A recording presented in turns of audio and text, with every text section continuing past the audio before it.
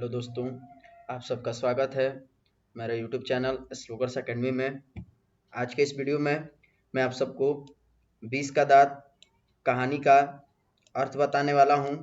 इससे पिछले वीडियो में मैंने आप सबको इस पाठ का लेखक परिचय और अर्थ बताया था। तो आज मैं जितने बचे हुए अर्थ हैं उसको मैं बताने जा रहा हूं। तो आप सभी लोग अगर उस वीडियो को नहीं देखे होंगे तो पहले जा करके उस वीडियो को ज़रूर देख लीजिएगा, ताकि आप सबको यह वीडियो समझ में आ सके। तो चलिए वीडियो को शुरू करते हैं। कहा जा रहा है आगे, तभी बाहर शोरगुल सुनकर सेन साहब उठने लगे तो उनके मित्रों ने भी जाने की इच्छा प्रकट की और उन्हीं के साथ बाहर आए। बाहर सेन साहब का सफर एक औरत से उलझ रहा था। औरत के पास एक 5-6 साल का बच्चा खड़ा था, जिसे वह रोकने की कोशिश कर रही थी, क्योंकि बच्चा बार बार सोफर की ओर झपटता था। यानी जब हम लोग पिछले वीडियो में आखिरी लाइन पढ़े थे कि जिसमें बताया गया था कि सेन साहब के यहाँ उनके मित्र दोस्त लोग मिलने आए थे, तो उनमें से एक अखबार नवीस था जिसका बच्चा भी आया था। तो वो मतलब शरारतों से अच्छा कर रहा था, शरारतें, जिससे सेन साहब के और मित्र जो है पूछते हैं कि यह बच्चा, आपका बच्चा ये बड़ा होकर के क्या बनेगा। तो उस पर सेन साहब जो है मतलब थोड़ा खिसिया करके बोलते हैं। तो वहां तक हम लोग कल पिछले वीडियो में पढ़े थे। आज हम लोग ये देख रहे हैं कि इतना जब बातचीत हो जाता है तो शोरगुल होने लगता है बाहर। तो शोरगुल होता है तो देखते हैं सेन साहब बाहर आकर के इनका सोफर, यानी कि इनका जो ड्राइवर था, सोफर के यहाँ पे अर्थ क्या होगा, ड्राइवर। तो इनका जो ड्राइवर था एक औरत से लड़ रहा था, उलझ रहा था। क्यों उलझ रहा था? क्योंकि इसके आगे हम लोग चर्चा करेंगे कि वो सोफर जो है उस औरत से क्यों लड़ रहा था। तो आगे होता है कि सेन साहब को देखकर औरत सहम गई। सोफर ने साहब की ओर बढ़कर अदब के साथ कहा, देखिए साहब, मदन गाड़ी को छू रहा था, गाड़ी गंदी हो जाती, मैंने मना किया तो लगा कहने जा जा, तो मैंने उसे पकड़कर अलग कर दिया, इस पर मुझको मारने दौड़ा। यानी सोफर जो है, यानी ड्राइवर सेन साहब का, वो बता रहा है सेन साहब से कि क्या मामला हुआ है। मामला यही हुआ कि यह जो बच्चा जिसका नाम मदन है वो गाड़ी को छू रहा था, तो गंदा हो जाता गाड़ी, तो इसलिए मैंने उसको अलग किया, तो इसी पे वो मुझे मारने दौड़ा। ये बात अपने मालिक सेन साहब से बता दिया ड्राइवर। तब इतना सेन साहब सुनने के बाद क्या कहते हैं, अब आगे होता है कि अब उसकी माँ भी आकर खामखा मुझसे उलझ रही है। मदन की माँ कुछ कहना चाहती थी, लेकिन सेन साहब के सटे ओठों को देखकर चुप रही।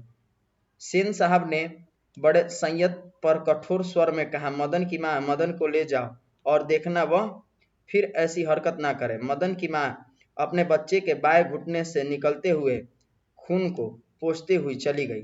ड्राइवर ने शायद धकेल दिया था और वह गिर पड़ा था, लेकिन एक मामूली किरानी के बेटे को सेन साहब के ड्राइवर ने धक्का दे दिया और उसे चोट आ गई। तो आखिर ऐसी कौन सी बात हो गई। यानी यहाँ पे कहा जा रहा है कि सेन साहब का जो ड्राइवर था वो मदन को अलग नहीं किया था, मदन को ढकेल दिया था, जिस वजह से उसका पैर छिल गया था। तो उसकी माँ भी आई उससे बोलने के लिए कि बस गाड़ी को छू रहा था और आप इसको ढकेल के इसका पैर छील दिए।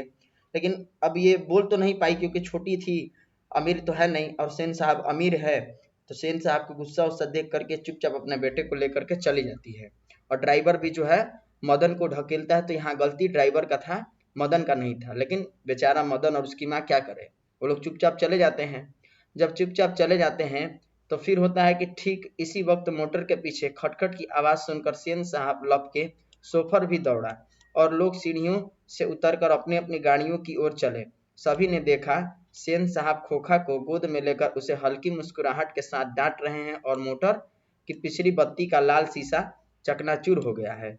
सेन साहब ने मित्रों को संबोधित करते हुए कहा, देखा आप लोगों ने, बड़ा शरारती हो गया है कासू, मोटर के पीछे हरदम पड़ा रहता है। उसके कल पुर्जों में इसको अभी से इतनी दिलचस्पी है कि क्या बताऊं। शायद देखना चाह रहा था कि आखिर इस बत्ती के अंदर है क्या। यानी अब यहाँ पे क्या होता है कि जब मदन की माँ मदन को लेकर के चली जाती है तो उसी गाड़ी के पीछे जो है ना, सेन साहब का बेटा जिसका नाम काशू है वो रहता है। वो क्या करता है कि जब खटखट शीशा को मार करके तोड़ता है, पीछे वाले लाइट का शीशा तोड़ता है, तो खटखट की आवाज सुनाई देती है। तो सेन साहब सोफर दोनों लोग पीछे जाके देखते हैं तो सेन साहब का लड़का ही जो है पीछे का हेडलाइट का शीशा जो है तोड़ चुका है, चकनाचूर कर चुका है। इसे भी सेन साहब के मित्र लोग देख लेते हैं। तो अपने मित्र लोग को जो है अपने शरारती बच्चे के बारे में बताते हैं कि अभी से ही शरारती हो गया है, अभी से ही जो है कल पुर्जों में, मतलब गाड़ी उड़ी के कल पुर्जों में तोड़ फोड़ करके उसमें दिलचस्पी रख रहा है, अभी से ही देख रहा है। इतना कहने के बाद फिर सेन साहब आगे क्या कहते हैं, तो सेन साहब खोखा को जमीन पर रखकर अपने दोस्तों के साथ उनकी कार की ओर चले। उन्होंने अपने मित्रों की भाव भंगिमा देखी नहीं, देखते भी तो कुछ समझ पाते, इसमें शक ही था। मिस्टर सिंह अपनी कार के पास पहुंचे और सेन साहब को नमस्कार कर दरवाजा खोलने के लिए बढ़े और फिर रुक गए। उनकी निगाह अचानक ही अगले चक्के पर गई थी। उन्होंने नजदीक जाकर देखा और परेशानी की हालत में खड़े हो गए। टायर बिल्कुल बैठ गया था, शायद पंक्चर हो गया था। सेन साहब भी आगे बढ़ गए और कुछ झिझकते हुए बोले, कहीं ऐसा तो नहीं है कि कासू ने हवा निकाल दी हो? ड्राइवर जरा दूसरे चक्के को भी देख लो और पंप ले आकर हवा भर दो, और हाँ, कुर्सियाँ लॉन में लगवा दो, तब तक हम यहाँ बैठते हैं। यानी अब क्या होता है कि सेन साहब और उनके मित्र जो है अपने घर जाने के लिए अपने गाड़ी की ओर बढ़ते हैं, तो सेन साहब के जो मित्र मिस्टर सिंह थे, उनका कार का एक चक्का का हवा जो है वो निकल चुका था, पंचर हो गया था। तो अब ये समझ जाते हैं सेन साहब कि मेरा बेटा का ही करतूक है, मेरा बेटा ही जो है इनका हवा निकाला होगा। तो अब ये अपने ड्राइवर को बोलते हैं कि जाओ ड्राइवर, पंप से हवा भर दो और चक्का उक्का चेक कर लो कि और चक्का में कहीं खराबी तो नहीं है ना, और कुर्सी को बोलता है कि लॉन में लगवा दीजिए, तब तक हम लोग बैठते हैं। इतना कहने के बाद फिर आगे घटना क्या होती है कि ड्राइवर एक कार का चक्का लगाकर सूचना दी कि दूसरी ओर के पिछले चक्के भी हवा निकली हुई है, पिछले चक्के की भी हवा निकली हुई है। काम तो कासू बाबू का ही मालूम पड़ता है, इधर ही खेल रहे थे, सोफर ने बताया और पंप लाने चला गया। सोफर यानी इनका जो ड्राइवर है वो सेन साहब से बताया कि एक तो मैं चक्का लगा चुका हूँ, दूसरा चक्का भी पिछले वाले का भी, वो भी पंचर हो चुका है, उसका भी हवा निकल गया है। शायद यह काम कासू बाबू का ही है, यानी सेन साहब के बेटे का ही है, वो बताता है। और इतना कहने के बाद वो अंदर चला जाता है पंप लाने के लिए। फिर मुखर्जी साहब की गाड़ी सकुशल थी और वह अपने और पत्रकार महोदय के परिवार के साथ चलते बने। सेन साहब और मिस्टर सिंह लॉन की कुर्सियों पर बैठकर बातें करते रहे। बातें के सिलसिले में बातों के सिलसिले में ही सेन साहब ने बताया कि कासू ने इधर चक्कों से हवा निकालने की हिम्मत जान ली थी और मौका मिलते ही शरारत कर गुजरता था। यानी यहाँ पे क्या होता है आगे कि और इनके मित्र जो मुखर्जी साहब थे और जो पत्रकार महोदय आए थे, तो वो लोग अपने परिवार के साथ चले गए क्योंकि उनका गाड़ी को कुछ नहीं हुआ था, तो वो लोग अपने गाड़ी में बैठ करके रवाना हो गए। सेन साहब और मिस्टर सिंह ही बैठ करके बातें कर रहे थे। तो इसी बीच जो है सेन साहब बतलाए कि कासू इधर मतलब कि खेल रहा था और चक्कों का हवा निकलने का जो है मतलब कि बातें जान चुका था, इसलिए वो जो है चक्का का हवा निकाल लेता है और शरारत कर चुका है। तब आगे फिर क्या कहा जाता है, आगे कहा जा रहा है कि उनका अपना ख्याल था, इनकी इन हरकतों को देखकर तो यह साफ मालूम होता था कि इंजीनियरिंग में उसकी दिलचस्पी है।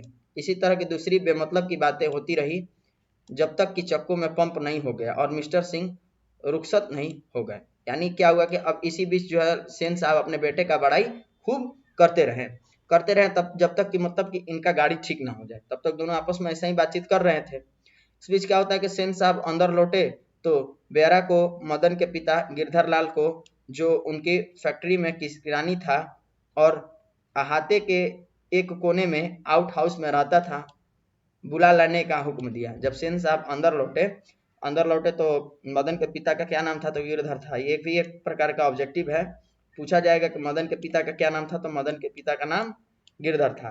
तो गिरधर को जाओ बुला लाओ। उनकी फैक्ट्री में क्या था, एक छोटा सा किरानी था और इनके हाथे के बगल में एक आउट हाउस में जो है ये रहता था।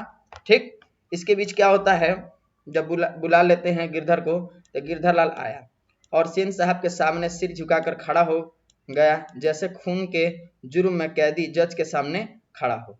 यानी कि ऐसा प्रतीत हो रहा था जैसे कैदी जो है जज के सामने खड़ा होता है सिर झुका करके, वैसे ही सेन साहब के सामने मदन के पिता गिरधर लाल भी खड़े हो जाते हैं जब उनको बुलाया जाता है। तब क्या होता है, तब कहा जा रहा है कि सेन साहब ने ठंडी बेलौस आवाज में कहना शुरू किया, देखो देखो गिरधर, मदन आजकल बहुत शौक हो गया है, मैं तुम्हारी और उसकी भलाई चाहता हूँ। गाड़ी को गंदा किया वह, गाड़ी को यहाँ गंदा होगा, ठीक ना।